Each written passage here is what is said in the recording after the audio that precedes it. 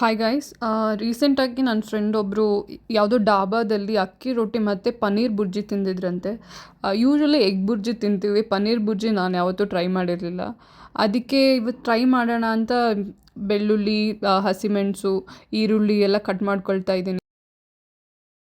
ಪನ್ನೀರ್ನು ನಾನು ಮನೇಲೇ ಇವತ್ತು ಪ್ರಿಪೇರ್ ಮಾಡ್ತಾಯಿದ್ದೀನಿ. ಇದು 27 ರುಪೀಸ್ದು ನಂದಿನಿ ಆರೆಂಜ್ ಮಿಲ್ಕ್ ಬರುತ್ತಲ್ಲ, ಅದು ತೊಗೊಂಡಿದ್ದೀನಿ ಅರ್ಧ ಲೀಟರ್. ಇದು ಬಟ್ಟೆ ನಾನು ಕರ್ಚೀಫ್ ಸಪ್ರೇಟಾಗಿ ಇಟ್ಟಿದ್ದೀನಿ ಪನ್ನೀರ್ ಮಾಡೋಕ್ಕಂತಲೇ. ಇನ್ನೇನು ಹಾಲು ಕುದಿ ಬರ್ತಿದೆ ಅನ್ನುವಾಗ ಒಂದು ಅರ್ಧ ಲಿಂಬು ಹಿಂಡ್ತಾ ಇದ್ದೀನಿ ಚೆನ್ನಾಗಿ.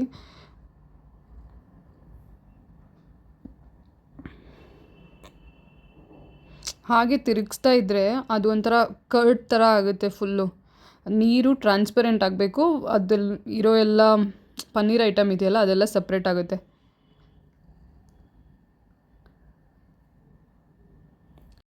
ಇದು ನೋಡೋಕ್ಕೆ ಬೆಣ್ಣೆ ಥರ ಕಾಣಿಸ್ತಿದೆ ಇವಾಗ.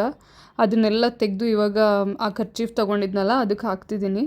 ಕೆಳಗೆ ಒಂದು ಬಾಕ್ಸ್ ಇದೆ, ನೀರೆಲ್ಲ ಬಿಡಲಿ ಅಂತ ಕರೆಕ್ಟಾಗಿ. ಇದಕ್ಕಂತಲೇ ಒಂದು ಬಾಕ್ಸ್ ಸಿಗುತ್ತೆ, ಅದರಲ್ಲಿ ಹೋಲ್ಸ್ ಇರುತ್ತೆ, ಅದರಲ್ಲಿ ಈಸಿ ಆಗುತ್ತೆ. ಬಟ್ ನನ್ನ ಹತ್ರ ಇಲ್ಲ. ಇವಾಗ ಸ್ಲ್ಯಾಂಟಾಗಿ ಅದೇ ಬಾಕ್ಸ್ನ ಇಟ್ಟು ಅದ್ರ ಮೇಲೆ ಸ್ವಲ್ಪ ವೆಯ್ಟ್ ಇಟ್ಟು ಇವಾಗ ತೆಗಿತಿದ್ದೀನಿ. ಆಫ್ಟರ್ 15 ಮಿನಿಟ್ಸ್ ಈ ಥರ ಕಾಣಿಸುತ್ತೆ, ಗಟ್ಟಿನೇ ಇದೆ.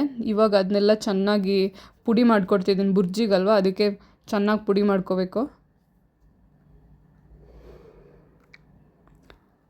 ಓಕೆ, ಅದಾದಮೇಲೆ ಈಗ ಕಾವಲಿ ಮೇಲೆ ಬೇಕಾಗಿರೋ ಇಂಗ್ರೀಡಿಯೆಂಟ್ಸ್ ಎಲ್ಲ ಹಾಕ್ತಾಯಿದ್ದೀನಿ ಒಂದೊಂದಾಗೆ.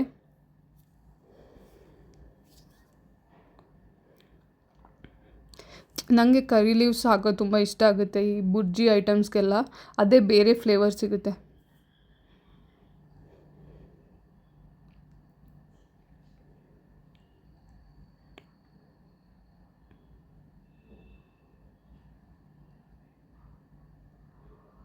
ಇವಾಗ ಪನ್ನೀರ್ ಹಾಕ್ಕೊಂಡು ಚೆನ್ನಾಗಿ ಅದನ್ನ ಬೇಯಿಸ್ಕೋಬೇಕು ಒಂದು 3 to 4 ಮಿನಿಟ್ಸ್. ಮತ್ತು ರುಚಿಗೆ ತಕ್ಕಷ್ಟು ಉಪ್ಪು ಹಾಕ್ಕೊಳ್ಳಿ.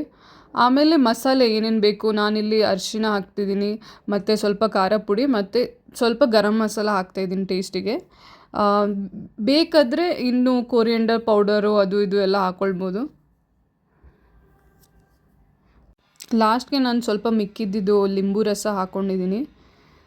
ಅಷ್ಟೇ, 1 ಸರ್ವಿಂಗ್ ಅಷ್ಟು ಪನ್ನೀರ್ ಮಾಡ್ಬೋದಾಗಿತ್ತು. ನಾನು ಜಸ್ಟ್ 27 ರುಪೀಸ್ ಖರ್ಚು ಮಾಡಿದ್ದಷ್ಟೇ. ಸೊ ಅದನ್ನ ನಾನು ರೈಸ್ ಮತ್ತು ಸಾಂಬಾರು ಜೊತೆ ತಿಂತಾಯಿದ್ದೀನಿ. It was really good.